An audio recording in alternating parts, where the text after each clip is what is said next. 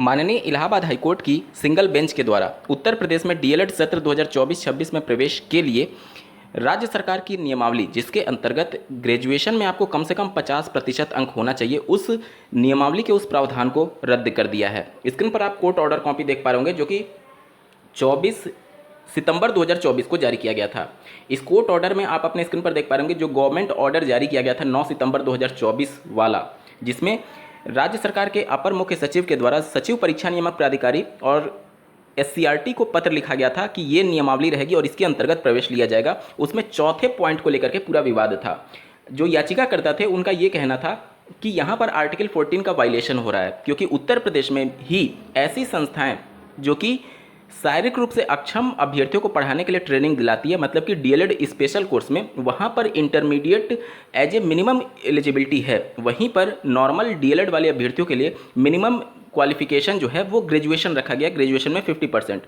और अन्य राज्यों में भी अगर आप देखेंगे तो एनसीटी की गाइडलाइन यही कहती है कि डीएलएड में प्रवेश के लिए मिनिमम जो एजुकेशनल क्वालिफिकेशन होना चाहिए वो इंटरमीडिएट होना चाहिए, ना कि ग्रेजुएशन होना चाहिए। इन सभी चीज़ों को ध्यान में रखते हुए माननीय सिंगल बेंच के द्वारा जो उत्तर प्रदेश राज्य सरकार की गवर्नमेंट ऑर्डर था, यानी शासनादेश था, उसमें चौथे पॉइंट को रद्द कर दिया है। इसका मतलब ये हो गया कि अब इंटरमीडिएट के बेस पर एडमिशन होगा, ना कि ग्रेजुएशन के बेस पर। अगर मैं जजमेंट के सीधे उस पॉइंट पर ले चलूँ तो आप अपने स्क्रीन पर देख पा रहे होंगे। देखिए यहाँ पर 21वें पॉइंट में डीएलएड स्पेशल एजुकेशन की बात की गई है, उसमें अभी भी इंटरमीडिएट ही है, ठीक है। और अगर मैं आपको यहाँ पर स्पष्ट तौर पर दिखाऊं, यहाँ पर आप देख सकते हैं जो सरकारी वकील थे उनका ये कहना था कि हमारी प्रक्रिया जो है वो ऑलरेडी स्टार्ट हो चुकी है, इस वजह से इस बार इसमें छेड़छाड़ ना किया जाए, आने वाली चीज़ों के लिए इसको कंसीडर किया जाए। जिस पर माननीय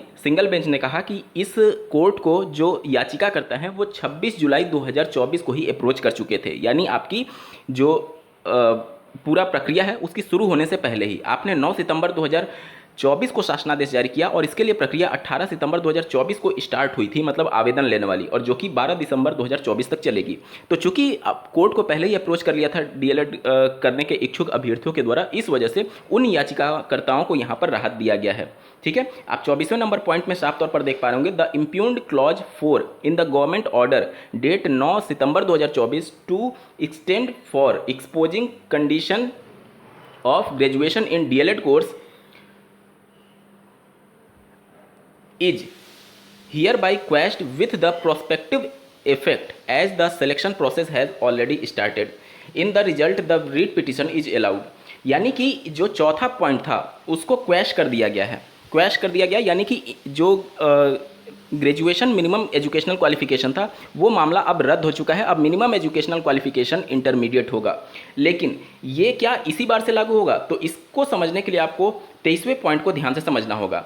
23वें पॉइंट में माननीय सिंगल बेंच साफ तौर पर कहती है कि at this stage learn state council has submitted that the process has already been initiated and in between the same cannot be changed and the submitted that the condition may not be quashed. राज्य सरकार के जो वकील उपस्थित हुए थे माननीय single bench में, उन्होंने ये कहा कि चूंकि हमारी प्रक्रिया जो है वो ऑलरेडी स्टार्ट हो चुकी है और बीच प्रक्रिया में इसको बदलाव नहीं किया जा सकता या फिर इस नियम को रद्द नहीं किया जा सकता।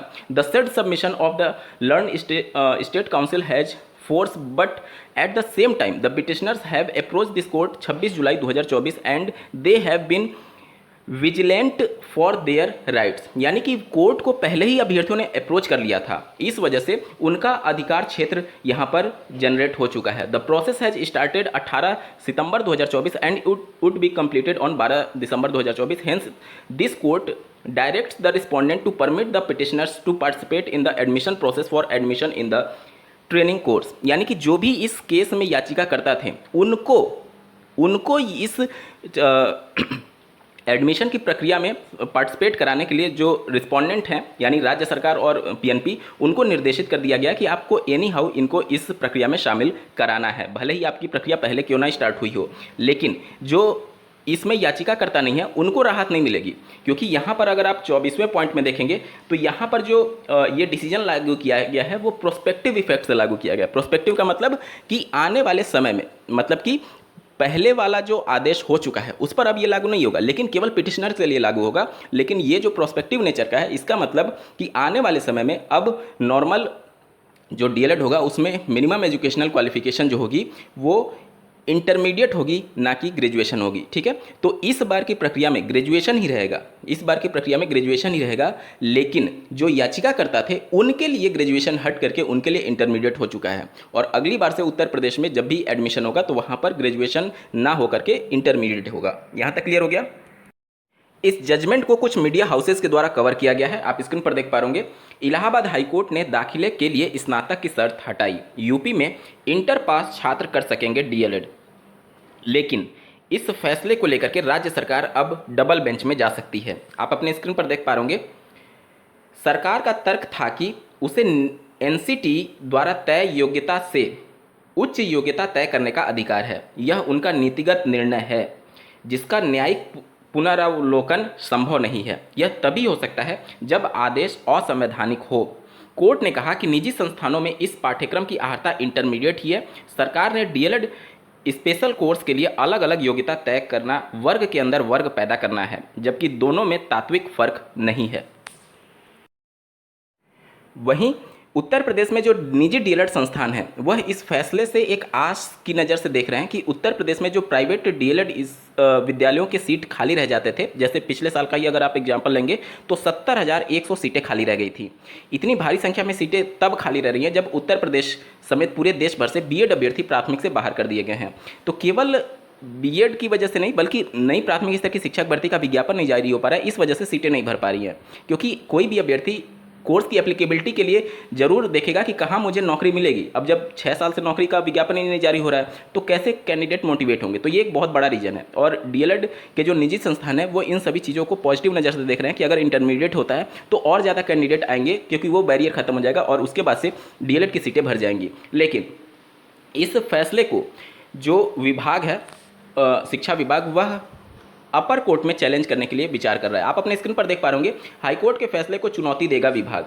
डीएलएड में 12वीं पास अभ्यर्थियों को प्रवेश का अवसर दिए जाने के हाईकोर्ट के फैसले के खिलाफ बेसिक शिक्षा विभाग ने स्पेशल अपील की तैयारी शुरू कर दी है। बेसिक शिक्षा विभाग के अफसरों ने हाईकोर्ट का आदेश देखने के बाद विधिक राय लेनी शुरू कर दी है। सूत्रों के अनुसार इस फैसले के खिलाफ जल्द ही विभाग की ओर से अपील की जाएगी।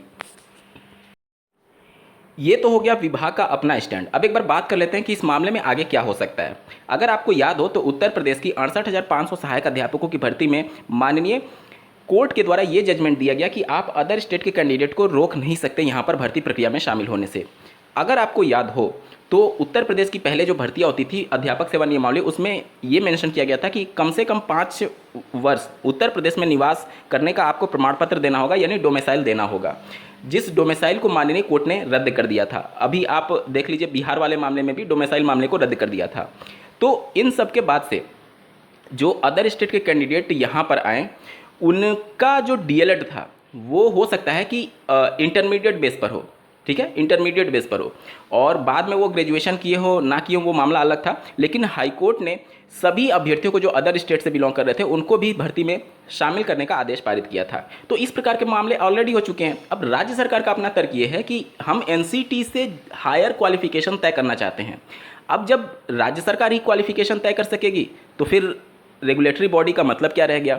कहने का मतलब ये है कि देखिए आज हम लोग अगर आप देखेंगे एक पीआईएल फाइल हुई है माननीय सुप्रीम कोर्ट में, वन नेशन वन एजुकेशन के नाम से।